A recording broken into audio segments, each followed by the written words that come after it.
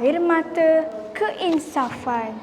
Kisah ini adalah tentang seorang anak yatim piatu iaitu Naimah yang tinggal bersama nenek dan tok wannya yang hidup serba sederhana semenjak kematian ibu dan bapanya. Namun, dia tidak pernah bersyukur dengan nikmat yang dikurniakan kepadanya. Pada malam kejadian, nenek dan tok wannya telah tidur lebih awal. Hari telah pun lewat malam.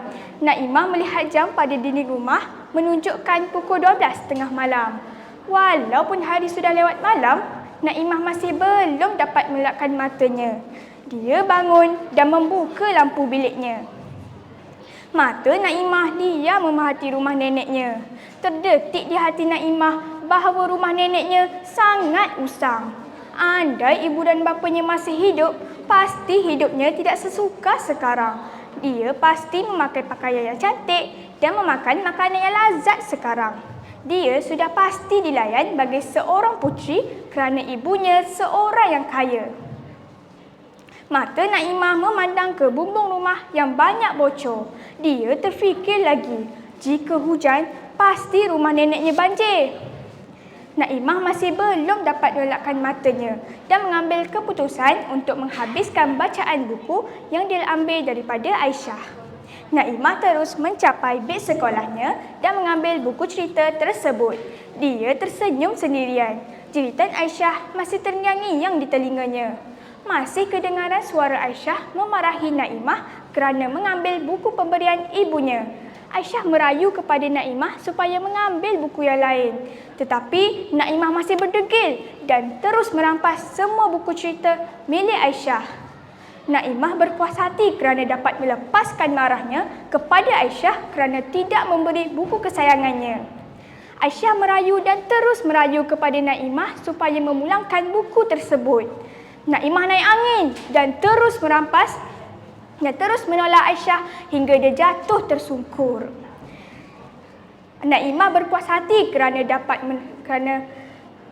Naimah berpuas hati lalu meninggalkan Aisyah menangis terseduh. Naimah terkenal di sekolahnya sebagai seorang pelajar yang kaki buli dan nakal. Walaupun dia seorang perempuan, namun tingkah lakunya seperti seorang lelaki. Tambahan pula, dia mahir dalam seni persilatan yang dipelajarinya daripada tok wannya setiap petang. Mata Naimah kian mengantuk setelah membaca beberapa helaian daripada buku cerita yang dipegangnya. Namun, dia bertekad untuk menghabiskan bacaan malam itu juga. Dia bergegas ke dapur untuk menjerang air dan membasuh kopi agar matanya kembali segar.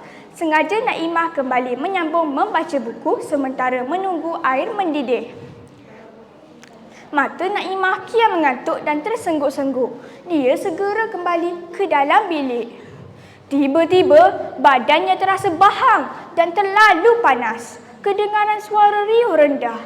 Naimah dapat menangkap beberapa suara yang memanggil namanya. Nafasnya terasa sesak. Bajunya basah bermandikan peluh. Naimah membuka matanya perlahan-lahan. Dia melihat ke kiri dan ke kanan. Matanya terasa pedih dan berair apabila dimasuki asap.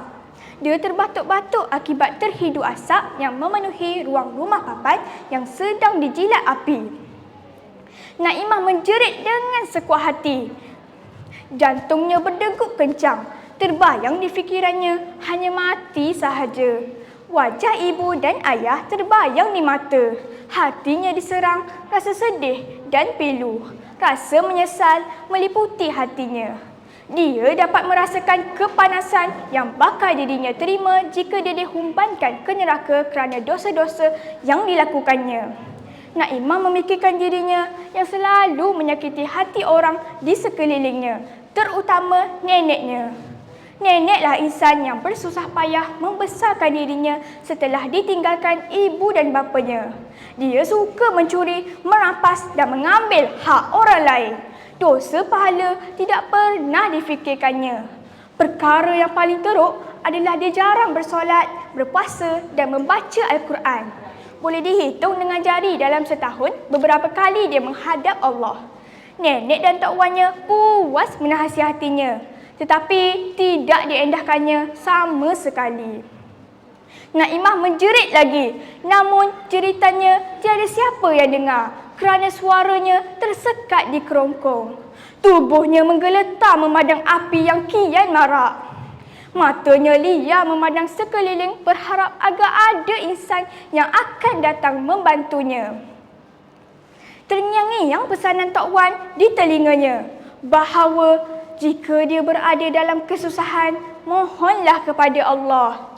Allah akan membantu hamba-Nya yang berada dalam kesusahan. Naimah terus menadah kedua belah tangan memohon pertolongan Allah dan menyesal atas segala dosa-dosanya.